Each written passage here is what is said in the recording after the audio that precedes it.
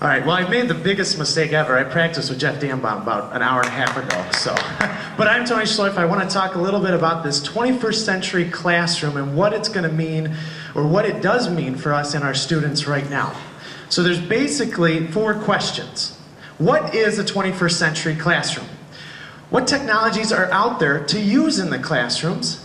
How is this going to impact our classrooms, our students, our teaching? One thing I really want to focus on is the engagement levels between then and now. If we look between then and now, you're going to see the old classroom to the new. I guess there might be a furnace in the new one as well, hopefully. But you can see the huge change between the two of them. Brain breaks are interactive games that get kids up and out of their seats. When I first got into teaching it, they said don't let the students out the desks because there could be problems. So now it's let them out of their desk. So again, I'm going engagement now versus then. Okay, Dave said it perfectly on there. Don't let the kids out of their seats. Now it's let's let them out of their seats. Let's raise that engagement level in the 21st century classroom. What about this for a 21st century classroom idea? What if we say, hey, we need something specific in our school as far as an application. Go make it. Make it so we can use it on an iPad, on an iPod Touch. Go make it so what we need is being fulfilled by our students. There's so much technology out there that we can incorporate into our classroom that our students are going to need to know how to use. Multi-touch boards, multi-touch devices. Here's an interesting thing. Google is the #1 most visited site in the entire world.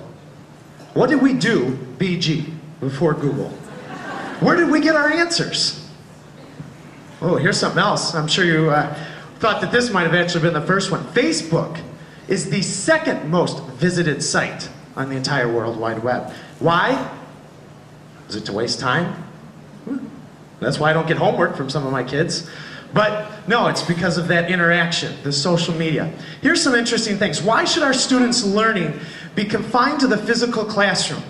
Skype's out there. We can interact with students regionally, locally, around the world. We can make podcasts, upload them to places like Moodle or YouTube or something like, make a Wikipedia out of it and upload video. There's geometry teachers that I know that are doing this, that are creating Wikipedias. Okay? What else about a 21st century classroom? There's online materials, textbooks online. You've got online components of curriculum like Alex. All sorts of things. I know I keep my notes online so that my students who are absent can keep up with us. What else is changing with the classroom? Believe it or not, those little thumb drives that we've got, they're soon going to be gone because of the cloud. What's a cloud? That's a spot where you can store and use and compute without needing anything. It's all coming. Here's some did you know. My favorite one's the bottom one. Google gets 72.8 billion searches per month. It was only 2.7 billion in 2006. What did we do, BG? There's enough new information being created every year to fill up 35 billion iPod touches. And if you're a college student starting college now, by the time you're a junior, you're going to be getting outdated information. More video has been uploaded to YouTube in the past 2 months than all of the major broadcast companies have since they started. Believe it or not. 60 million status updates on Facebook occur daily. We don't find the news anymore, it finds us. Social media is changing everything.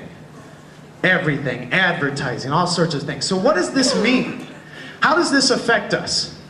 Really, this was a catch-up slide, but so how does this affect us? What can we do? What can we use to help create and prepare our students? What's little baby Maria going to have to see in 10 years, 15 years from now? What is she going to have? What does this mean for her? Well, here comes my most important and favorite thing. We are currently preparing our students for jobs that don't exist, that use technology that hasn't been created to solve problems that we don't even know are problems yet. That's a 21st century classroom.